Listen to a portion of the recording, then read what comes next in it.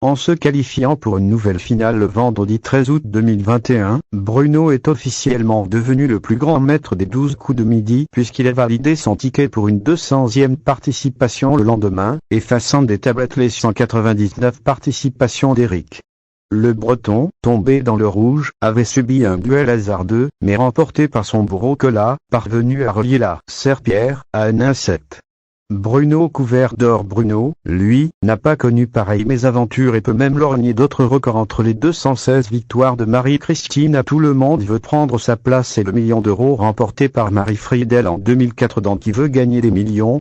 Autant dire que le surnommé Fifou Dingo, jamais inquiété dans les duels mais sérieusement challengé à plusieurs reprises dans le coup fatal, a toutes les cartes en main pour rafler tous les records, au-delà du nombre de participations, qui est le principal critère pour départager les candidats dans la hiérarchie du jeu animé par Jean-Luc Reichmann. Éric reste en tête au niveau des gains puisqu'il s'était arrêté à 921 316 €, mais Bruno est tout proche de devenir le numéro 1 dans ce domaine avec sa cagnotte de 839 095 € en fin d'émission du 14 août 2021.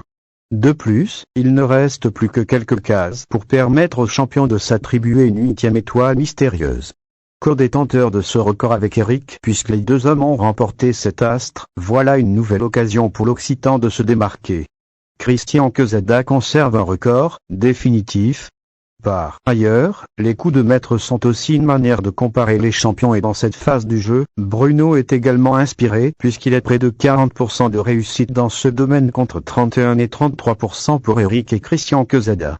Ce dernier, banni des écrans depuis sa condamnation pour détention et diffusion d'images pédopornographiques, a encore un record qu'il va garder pour un long moment. En effet, il est resté le numéro 1 du jeu durant 3 ans et demi. Or, eu égard à la dynamique des maîtres de midi ces dernières années, pas sûr que ce record soit un jour battu, quitte à faire glisser le professeur un peu plus dans le clair.